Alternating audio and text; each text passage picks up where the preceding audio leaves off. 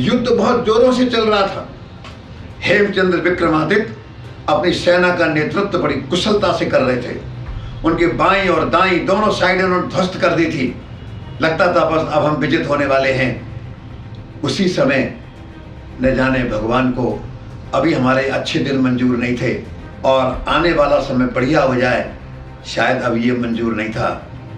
उन्होंने भी घबराकर मुगल सेना ने तीरों की वर्षा बड़ी तेजी से कर दी थी और हेमचंद्र विक्रमादित्य कवच पहनकर नहीं आए थे। देखिए कितनी बड़ी बात, कैसी गलती हुई। तीरों की बौछार हो रही थी, एक तीर आकर के हेमचंद्र विक्रमादित्य की आंख में लगता है, आंख को पार करके दिमाग में चला जाता है। फिर भी वो भारत माँ का बेटा हिम्मत नहीं हारता है, पगड़ी लेता है, बांधता है अपनी आंख को, फिर लड़ना प्रारंभ कर देता है। खून बहुत बह जाता है, दिमाग और आंख में जख्म गहरा हो जाता है, बेहोश होकर के वहीं पर लुढ़क जाता है। और हमारी सेना का दौर भी कैसा होता था, राजा मरा, सेनापति घायल, नीचे गिर पड़ा, हमारी जीतती हुई सेनाएं भाग जाती थी। सेना ने देखा, अरे हेमचंद्र विक्रमादित्य नहीं बैठे हैं हाथी पर, हमारे राजा नहीं बैठे हैं हाथी पर, क्या हुआ, गिर पड़े, मारे गए। ये देख करके वो नहीं बैठे हैं, दिखाई नहीं दिए और हमारी जीती हुई सेना भाग चली युद्ध के मैदान से। और कैसा दुर्भाग्य का दिन आया, हम वो लड़ाई भी हार गए और हेमचंद्र विक्रमादित्य बेहोश होकर के हौदे में गिर पड़े। एक तीर हाथी की आंख में भी आकर के लगा, हाथी भी घायल होकर के।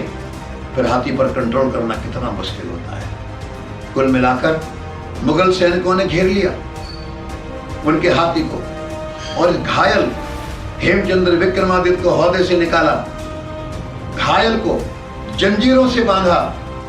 14 साल का अकबर और उसका संरक्षक बैरम खां, ये सब सुनने के बाद कि वो लड़ाई जीत गए हैं, वहां से चले, युद्ध के मैदान में आए। उनके सामने हेमचंद्र विक्रमादित्य घायल, आंख और दिमाग में तीर, पूरे शरीर में तीर, खून बह रहा है, घायल हैं, प्राण कभी भी निकल सकते हैं। बैरम खां ने कहा अकबर को, यही अच्छा मौका है, गाजी बन जाइए आप, अब तलवार से इसकी गर्दन को अलग कर दीजिए। अकबर ने तलवार उठाई, मारी, शायद उनके वार में उतना दम नहीं था। बैरम खां ने अपनी तलवार उठाई और उसकी गर्दन काटकर अलग कर दी। जीती हुई बाजी हार गए। भारत का इतिहास बदल गया।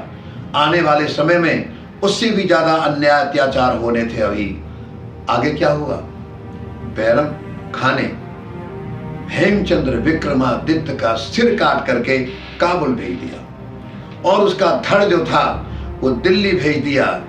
दिल्ली में पहुंचे, वो कत्लेआम हुआ है दिल्ली में, इस प्रकार से लोगों को मारा गया है कि आप पूछिए मत। उसके बाद फिर आगरा पहुंचे अकबर। कुल मिलाकर के अलवर में, रेवाड़ी में, आगरे में, इन सब जगह पर जो अत्याचार हुए, उनके पिता को कहा गया, हेमचंद्र विक्रमादित्य के पिता को कहा गया, जो संत थे, आप इस्लाम धर्म स्वीकार कर लीजिए। उनका ये कैसे हो सकता है। उसके पिता भी उतना ही बोल्ड, उतना ही बहादुर, उतने निर्भीक, मेरा बेटा जिस अच्छे काम के लिए मर गया, मैं मुसलमान हो जाऊंगा, मरना पसंद करूंगा। उनके पिता को मार दिया गया। उनके परिवार में जितनी माताएं बहनें थीं, जितने उनके परिवार में लोग थे, सबको मौत के घाट उतार दिया गया। जो अफगान अधिकारी थे, सेनापति थे, उनको भी मौत के घाट उतार दिया गया। इतना अत्याचार हुआ है, इतना अन्याय हुआ है, जिसका वर्णन नहीं किया जा सकता। खजाने पर कब्जा, दिल्ली, अलवर, रेवाड़ी, सब जगह पर, ग्वालियर, सब जगह पर कत्लेआम। जो भी व्यक्ति उनके निकट था। अलवर का एक गांव जहां हेमचंद्र विक्रमादित्य की शादी हुई थी, उसके राजा थे ईश्वरदास। हेमचंद्र विक्रमादित्य के बहुत अच्छे मित्र थे, बहुत अच्छे दोस्त थे। वो भी युद्ध के मैदान में लड़े थे। जब हार गए तो बैरम खां अकबर ने कहा, आप अपनी बेटी की शादी इनके साथ कर दीजिए। ये कैसे हो सकता है, हम लड़े देश के लिए, आपके खिलाफ लड़े, आप हमारे देश में आक्रांता हैं, विदेशी हैं, आप तैमूर लंग के वंशज हैं, ये नहीं हो सकता है। उनके पूरे परिवार को मौत के घाट उतार दिया। इतना अत्याचार हुआ, इतना अन्याय हुआ, क्या बताएं। वीर सावरकर ने इतिहास के 6 स्वर्णिम पृष्ठ में एक पृष्ठ पर लिखा, एक छोटा सा हिंदू, छोटा सा दुकानदार, व्यवसायी, जो सब कुछ देख रहा था भारत में क्या हो रहा है, मुगलों के शासन में अपने व्यवहार, अपने गुण, अपनी बहादुरी से आगे बढ़ता हुआ प्रधानमंत्री और वजीर, सेनापति हो जाता है। और एक दिन ऐसा आता है कि वो दिल्ली की सत्ता पर कब्जा कर लेता है और जो मुगल सत्ता, जो आदिल शाह होता है, आदिल शाह, इसको वो मुक्त करके वो राजा बनाता कि मैं उनको अब दस्त करता हूँ और मैं यहाँ का अब राजा हूँ। तो वो लिखते हैं वो उन्नति करके कहाँ तक पहुँचा, काश थोड़ा सा समय ने उनका साथ दिया होता। ये तीर जो सारी बाजी पलट कर चला गया। डॉक्टर सतीश मित्तल, कुरुक्षेत्र इतिहास विभाग के अध्यक्ष, उसके प्रमुख, वो लिखते हैं, देखिए उसने अपने दम पर, अपनी योग्यता के दम पर कहां से कहां पहुंचा। हिंदुओं के अंदर आने वाले समय में हिम्मत का, साहस का संचार करके चला गया। आदर्शी लाल श्रीवास्तव, डॉक्टर रमेश मजूमदार, बहुत बड़े इतिहासकार, इतना अच्छा लिखा है इस हेमचंद्र के बारे में। हेमचंद्र की कोई गलती भी नहीं थी, उससे कुछ गड़बड़ भी नहीं हुई थी, लेकिन एक तीर आकर के लगा और भारत को 1947 तक गुलाम बना के चला गया। उसने इतना काम किया, इतना बढ़िया काम किया, लेकिन एक बात हम सबको माननी पड़ेगी। क्या माननी पड़ेगी? जो इतिहास में कुछ अच्छा काम कर जाते हैं, हम लोग उनको भूल बड़ी जल्दी जाते हैं। हमने याद नहीं रखा उनको, उनकी जीवनी नहीं पढ़ी हमने। उनका जन्म हुआ अलवर के माछेड़ी गांव में, ना अलवर जिला जानता है, माछेड़ी गांव के 2-4 लोग जानते होंगे, ना उनको राजगढ़ जानता है। उनका पालन पोषण हुआ रेवाड़ी में, रेवाड़ी के लोग भी नहीं जानते हैं। इस यहाँ की मिट्टी में एक ऐसा बहादुर पैदा हुआ था जिसने एक बार तो 22 लड़ाइयाँ लड़ करके मुगल सत्ता को पसीने ला दिए थे, नहीं जानते। एक हमारी बहन है डॉक्टर इंदु बहन यादव, PhD की है, डॉक्टर है, दुर्गा वाहिनी का प्रांत का दायित्व है। मैं तो ये कहूँगा कि अगर हम उसको शुरुआत कर पाए, हम लोगों ने, इंदु बहन ने, हमने विश्व हिंदू परिषद में विनायक राव जी ने शुरुआत की, आओ जरा लोगों को बताएं। हम उनके माछेड़ी गांव गए, इंदु बहन ने बहुत मेहनत की, एक प्रकार से रिसर्च की। मथुरा वृंदावन में किस आश्रम के साथ हेमचंद जी विक्रमादित्य का परिवार जुड़ा हुआ था, वो राजा कहाँ था, उनकी हवेली माछेड़ी में कहाँ थी, उस गांव के लोग क्या कहते हैं। हम उनके गांव के अंदर उनका ये दिन मनाने के लिए गए। बड़ा अच्छा, उनको बड़ा हैरानी हुई, कहाँ से लोग आए, दिल्ली से, हरियाणा से लोग आए हेमचंद विक्रमादित्य का इतिहास बताने के लिए। हमको पता भी नहीं। उनका कार्यक्रम रेवाड़ी में किया, उनका कार्यक्रम माछेड़ी में किया, उनका कार्यक्रम दिल्ली के उस पुराने किले में किया जिसका संबंध पांडवों के साथ है, और उसी किले के अंदर इस हेमचंद्र विक्रमादित्य का राज्याभिषेक हुआ और इस सम्राट हेमचंद्र विक्रमादित्य हो गए। हमने भी शुरुआत की, लोगों को इनके बारे में बताया जाए, इनकी जानकारी दी जाए। और मैं आपसे भी इतना निवेदन करना चाहूँगा, आज सब अपने भाइयों और बहनों से, कोई भी महापुरुष जो देश के लिए जीता है, देश के लिए मरता है, कष्ट सहन करता है, वो चाहे बाजीराव पेशवा हो, चाहे भगत सिंह हो, चाहे राणा प्रताप, शिवाजी, गुरु गोविंद सिंह जी महाराज हो, चाहे सरदार पटेल हो, चाहे नेताजी सुभाष चंद्र बोस हो, इनकी जयंती, इनकी बलिदान दिवस, महारानी दुर्गावती, झांसी की रानी लक्ष्मीबाई बहुत बड़े पैमाने पर मनाने चाहिए। जो हमारे लिए मर गए, हम आज़ाद हो जाएं तो हम देशभक्ति का संचार, देशभक्ति की भावना अपने देश के लोगों के अंदर भर पाएंगे।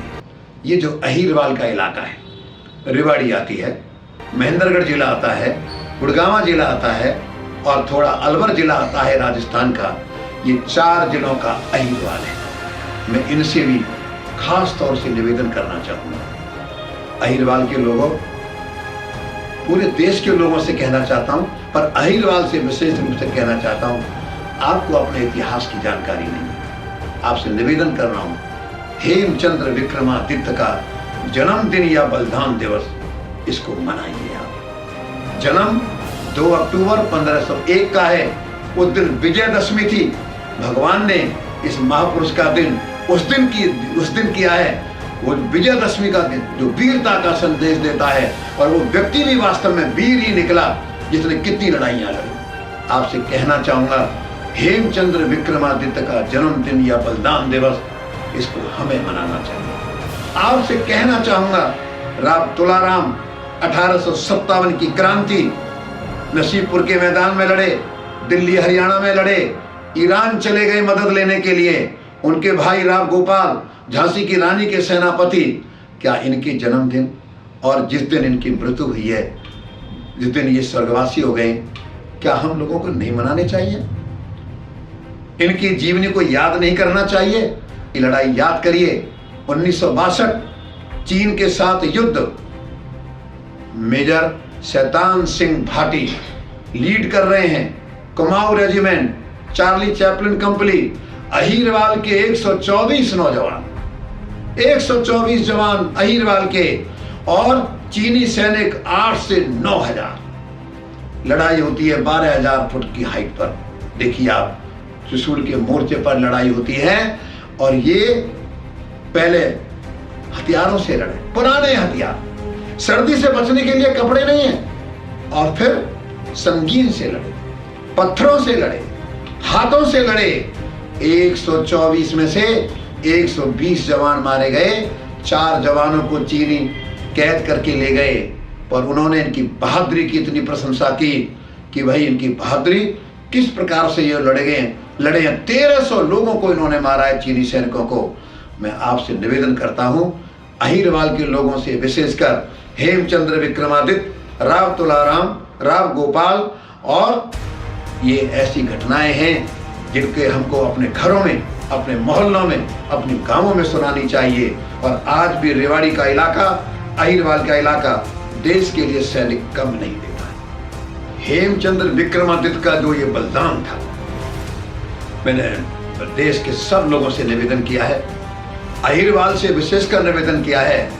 अहिरवाल की मिट्टी ने कैसे कैसे लोग दिए, उनको भूल मत जाना। इनकी जयंती और इनके बलिदान दिवस जरूर मनाना।